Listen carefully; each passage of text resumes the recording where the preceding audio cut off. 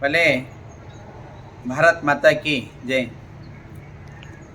ನಾನು ರೈತರ ಹೋರಾಟ ನಡೆದು ಗುರ್ಲಾಪುರ ಕಾಶಿದಲ್ಲಿ 4-5-6 ದಿನ ಆಯಿತು. ಇವತ್ತು 7ನೇ ದಿನ ಕಾಣ್ತತಿ.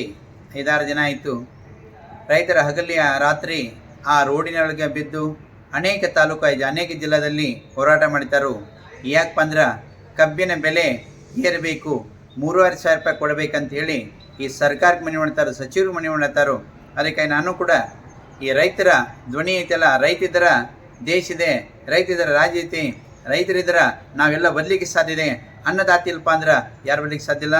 ಅದಕ್ಕಾಗಿ ನಾನು ಇಲ್ಲಿ ಬೆಳಗಾವಿ ಜಿಲ್ಲಾ ಉಸ್ತುವಾರಿ ಸಚಿವರಾದಂಥ ಸತೀಶ್ ಜಾರಕಿಹೊಳಿ ಇರಲಿ, ಇಲ್ಲ ಎಲ್ಲ MLAಗಳು ಇರಲಿ, ಇಲ್ಲ ಲಕ್ಷ್ಮೀ ಹೆಬ್ಬಾಳ್ಕರ್ ಇರಲಿ, ಇಲ್ಲ ಸಕ್ಕರೆ ಸಚಿವರು ಇರಲಿ, ಇಲ್ಲ ಅಂದ್ರೆ CM ಅವರಲ್ಲಿ ಉಪಮುಖ್ಯಮಂತ್ರಿಯವರು ಈ ರೈತರ ತಮ್ಮ ನಿಜವಾದ ಬೆಲೆ ಕೇಳಾಕತ್ತಾರೋ, ಅವ್ರಿಗೆ ಅನ್ಯಾಯ ಆಗಬಾರ್ದು. ಅದಕ್ಕಾಗಿ ತಾವು ಪ್ರತಿ ಟನ್ನ 3,500 ರೂಪಾಯಿ ಕೊಡಬೇಕಂತ ಹೇಳಿ ನಾನು ಪುನಃ ಆ ರೈತರಿದ್ರಿಂದ ನಾವು ಬದುಕಲಿಕ್ಕೆ ಸಾಧ್ಯ ಇದೆ ಅಂತ ಹೇಳಿ ಸರ್ಕಾರಕ್ಕೆ ವಿನಂತಿ ಮಾಡ್ಕೋತಾನೆ.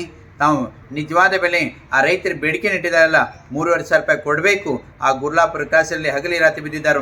ಅದಕ್ಕಾಗಿ ನಾ ಪುನಃ ಸರ್ಕಾರಕ್ಕೆ ನಿವೇದನೆ ಮಾಡ್ತಾನೆ, 3,500 ರೂಪಾಯಿ ರೈತರಿಗೆ ಜಯವಾಗಲಿ, ರೈತರಿಗೆ ಕೇಳುವಂಥ ಹಕ್ಕ ಜಯವಾಗಲಿ ಅಂತ ಹೇಳಿ ನಾ ಮತ್ತೊಮ್ಮೆ ಆಶೀರ್ವಾದ ಕೊಟ್ಟು ಎಲ್ಲ ಹೋರಾಟಗಾರರಿಗೆ ನಾ ಸಾಥದನಿ, ರೈತರ ಪರವಾಗಿದ್ದೇನೆ ಅಂತ ಹೇಳಿ ಆಶೀರ್ವಾದ.